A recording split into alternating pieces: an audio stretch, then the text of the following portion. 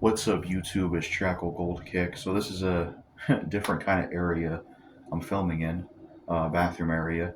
But I felt like filming in here because there was something I was going to talk about. And I'm going to try out this new phone and the camera. Just like making a real talk type video about something that I want to talk about, and that is porn addiction.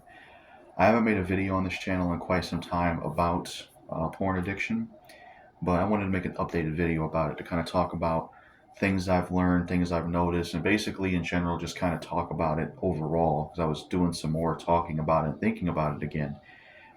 I tell you what, guys, I'm so glad that I've decided to become sober. I'm so glad that I've been sober since May, so it's going on 8 something months now. I'm so glad I made the decision because my life is so much better without that crap, without that garbage. And it's crazy because when I was younger, in my teenage years, and then a little bit after my teenage years, from like, I would say, a little bit later in the 2010s and all the way to like 2022, I always had mental health issues and I always just felt horrible, and I didn't know what the hell was going on. And to finally be sober for a long time from porn addiction and finally realize that it was that was causing all these issues is crazy. And it made me realize just how damaging that stuff is. I really think that addiction will destroy your life more than issues in your life. Like stuff you're going through in your life, things in life that suck, they can suck. But I don't think that will destroy you as much as an addiction will. I think an addiction will be a lot worse for you in your life. I'm just so glad I decided to become sober because my life is so much better without it. Like, where do I begin and what's going to describe with this? So, ever since late 2022, I made the decision to become sober. Now, there's been some setbacks here and there where I would be off it for a while, then I'll get back on it, be off it, and be back on it.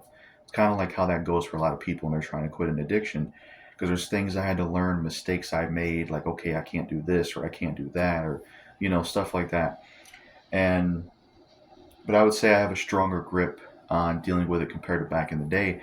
And it was almost like for me, ending this addiction, it's like I had to go on my own journey really to discover what would work for me and how this is going to work. Like what I've learned being sober from this addiction that I will share in this video, I didn't really learn a lot of this stuff. I feel like the way I think about it from videos and things I've seen on YouTube and what people talk about online.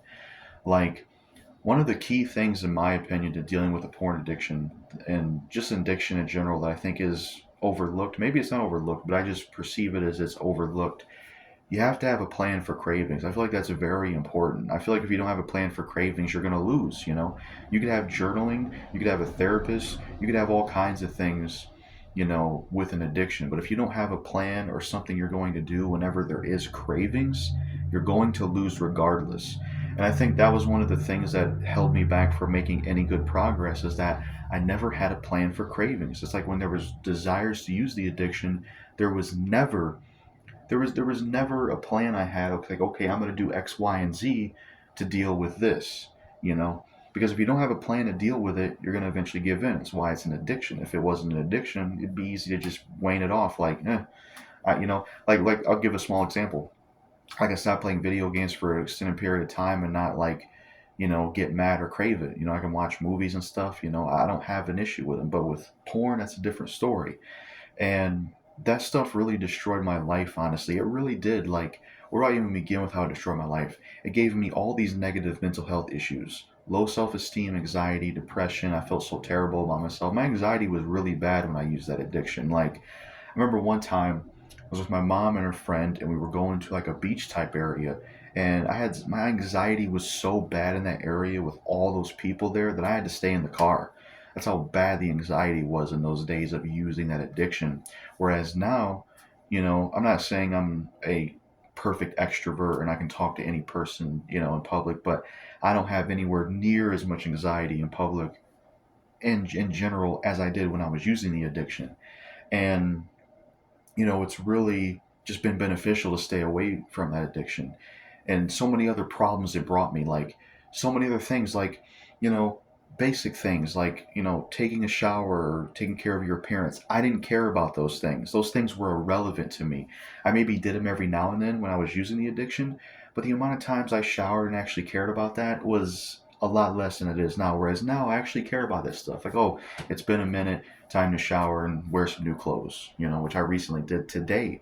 Like, even something like that, I actually care about and put more effort into it compared to when I was using the addiction, where I didn't care at all about that shit, or even like weight loss. Like, I've been up and down with like the calorie count thing, but trying to lose weight, which I don't beat myself up too much about it, because when you're ending an addiction, it takes a lot of everything in your life. So other things in your life that you are going to work on, they will not be able to get your full attention. It just isn't realistic, especially while you're still dealing with the addiction. And another thing I've been trying to care about is calorie count. I have a calculator on my phone, and I'll kind of, because the doctor told me the best way to lose weight basically is count your calories. Don't consume more than 2,000 calories a day.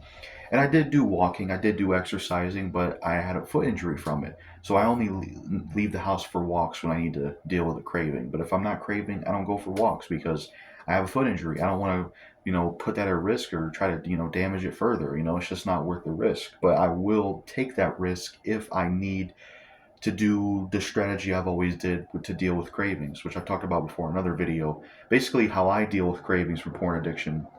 Whenever there's been a desire to use that addiction or engage back and go back to that, I would always leave the house and go for a walk. That's what I would always do.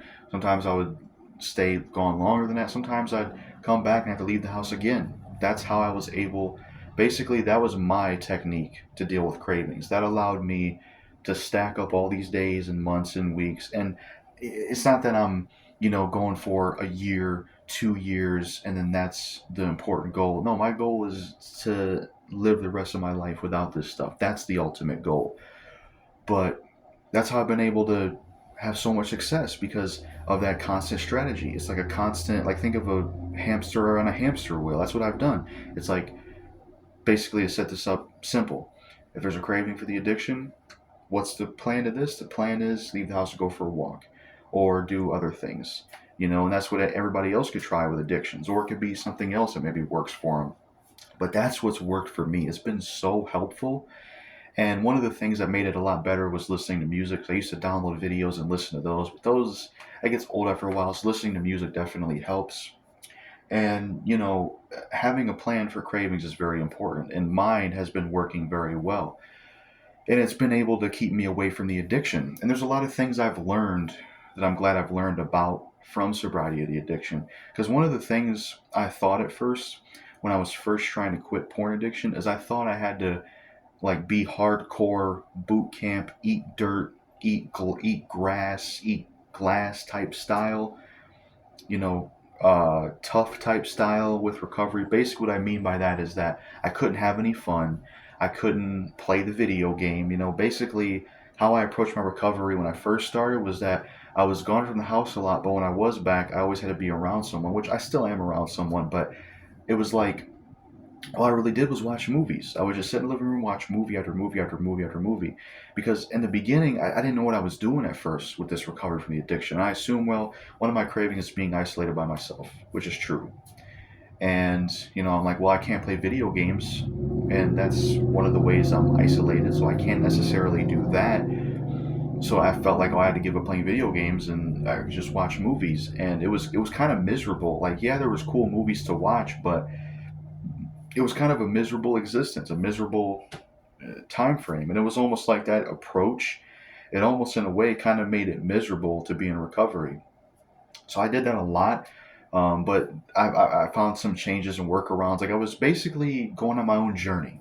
And I think going on my own journey and dealing with this addiction, I've been able to learn a lot of things and figure out like the best things for me. And I think a lot of people definitely need to do that. Like, you can get help from people and watch videos and get advice from me, but I think going on your own journey of this stuff is really helpful, because you kind of really, you get an inside on this stuff. Basically, you really do. And I thought that I had to do the tough, like this kind of tough boot camp approach for recovery, when really I could still enjoy the old things. I could still listen to music. I could still play video games, do all these things. Now, because the thing is, I realized I had a strategy for cravings. It's like, okay, if I have a strategy to deal with cravings, then that means I can still, enjoy hobbies or do things and I happen to be isolated because I have a strategy for cravings. And another thing I learned about dealing with my addiction is that you don't crave all the time, and it's not this thing where you're just craving all the time. That's something else I kind of thought is like, well, I'm craving all the time, so that's what also made it a lot harder than it needed to be. Whereas what I realized is that there are some times where you have cravings. There's a day or two where you have cravings, but you're not craving every single day of the recovery. You're not always craving. There's days where you don't crave, there's days where you do crave. It's kind of a comes and goes type thing. So I had to realize that I didn't need to be so hardcore with that boot camp approach, and I could still enjoy video game stuff. But I also had to realize that I couldn't, just feel like there was going to be cravings every day, because that wasn't. So those two things, and realizing that really helped. It made the recovery a lot less boring and monotone to deal with, you know, where I could kind of incorporate some of my old hobbies again, like playing games and stuff to pass time. I could do all these things, and I didn't have to compromise things the way I thought I had to compromise them. Um, and something that's really helped with my recovery is that I've been able to have basically my brother move in with the room I stay in. So there's always somebody in there, whether I'm sleeping, whether I'm whatever hobby I'm doing in there, gaming, movies. I always have him in there, and that definitely helps a lot. I don't know if everybody, I'm not saying everybody out there can have the luxury of that, of having someone that can constantly be around them for that extended period of time, but it definitely is something that helps. And it's nice to have someone like that that can do that, because it definitely does help with the recovery on that side of the thing. But a lot of these things I realized is what made the recovery a lot easier. I'm not saying it ain't hard, you know. It's definitely a tough thing. It's definitely the toughest thing in life I've ever had to deal with. But I'm so glad that I made the decision to get away from it. And then some other things I've learned as well from this journey. Some interesting shit. I'll give one right here. You know how they tell you, like, some scientists or doctors want to tell you, and some people want to tell you that, if you don't do the masturbation thing, that you can increase your chances for prostate cancer, and every now and then you should get that stuff out of your system. All that's lies, myths, and bullshit. 'Cause let me tell you something. That stuff in your system gets released anyways without you doing anything, because that's what I discovered, like, on my journey and recovery of this stuff. Without me even doing anything, sometimes every now and then that stuff just gets released. So that proves that the shit they try to tell you, that you know this and that, that's bullshit. It's bullshit. That's something else I discovered about this journey in itself. And my life is just so much better without it. I have less mental health issues. I put more care into, like, keeping up with my appearance and actually taking a shower more often. I also enjoy hobbies a lot more. I'm not as numb to hobbies. I'm not as fucked up in the head mentally and feeling just like life sucks. I'm not as pale as I once was. That's one of the big things. Like, if you go to my video, Five Good Obscure Songs, Part 1 and Part 2 and Part 3, if you go to those videos and look at how I looked, I was way more pale, if you notice, than I look now. I mean, maybe the tan has died out somewhat because we're in the winter, so there's not as much opportunity for sun. But I'm not as pale as I was in those videos. If you go look at those videos, I also weighed a lot more. Even though I haven't made huge progress in terms of being super skinny, I was a lot more fat back in the day, that's for sure. And there's just, like I said, all those things, working on the weight loss thing, and, just enjoying hobbies a lot more. So many great things from being away from the addiction. And I just don't see any reason to ever go back to the addiction and to ever really engage with that whatsoever. And some other things that I think are important with this addiction that people understand is that a girlfriend is not going to help you stay sober, and it's not going to help you recover, in my opinion. Now, yes, I haven't had experience with dating like that and stuff like that, but I just don't think that stuff will help you personally, because what's that really going to do? What's that really going to do? I mean, there's guys who are married, there's people that are married in relationships that have the opportunity to have sex, but they still have an addiction to this stuff. So does that stuff really help? I don't think it does. Because some people kind of look at it very bare bones. Maybe they just don't know a lot about the addiction, but some people look at it bare bones like, well, You got an issue with porn? Just get a girlfriend and you're good to go. It's like it's not as simple as that. That's not how it works. You know, it's this has to be approached on like a whole spectrum type level. And plus, the way I see it, if you're trying to get this out of your life, especially in addiction, the last thing you want to be doing is bringing someone in your life or trying to be in a serious relationship like that when you're trying to improve yourself. You know, and that's kind of how I look at it. I'm not really down, and it doesn't really bother me that I'm still a virgin or not in a relationship or with someone because I'm still focused on trying to better myself in the ways I can of getting away from this addiction. You know, once that's out of the equation, and I feel like I've reached strides off it and some weight's been lost, then those other things can be focused on. But I feel like those things I don't really care about at the moment because I'm focused on this. You know, so I would say if you're someone struggling with porn addiction, don't think that that stuff or being in a relationship is going to be the answer to that stuff because it won't be. Chances are it's going to cause even issues there as well. Or you're going to be basically switching in it. Like, I don't know anything about, I don't know if I'm as familiar with sex addiction as porn addiction, but that could probably happen if you were in a relationship stuff. I don't know. But it's just good. It's just good to be where I'm at and, you know, be sober. And for a minute, I wanted to do an updated video about this basically. Um, Now, off topic, there is something I'm feeling about YouTube these days in the late end of 2024 that I felt more about. And I'll probably talk about it more in like a 2025 Happy New Year's update video, which I do plan on doing. But the rest of this year is pretty much finished out with videos on this channel and videos on JackalGoldKick games. But I was talking about this addiction to some people. I'm like, you know what? I should make a video talking about it, like an updated type video. Because, you know, I'm sure these videos can help people that are struggling with this addiction or just any addiction in general, you know. I just want to let you know that it can be done. Sobriety is possible from any and all addiction. You just gotta, you know, find good advice out there, like stuff I've mentioned, and go on your own journey and kind of figure out like things you can learn from and stuff like that, or however you want to approach this. It can be done. That's the main thing to remember is that it can be done. It's not something that just can't be done. And I hope more and more people out there can have success getting away from this addiction and just getting away from addictions in general because this stuff destroys your life. And my life is so much better without this stuff. It really is. And I'm so glad that I made the decision because I was just so tired of the addiction. I was so tired of using it. I was so tired of just being stuck in it. I was sick of it, man. I was tired of it. It was like a hell. It was just it didn't matter if I was maybe out hanging with a friend in the past or playing a game or watching a movie. That was always a part of me. It was always in the back of my head. And I was just so tired of the cycle of that shit. I was so tired of it. I was sick of it, you know.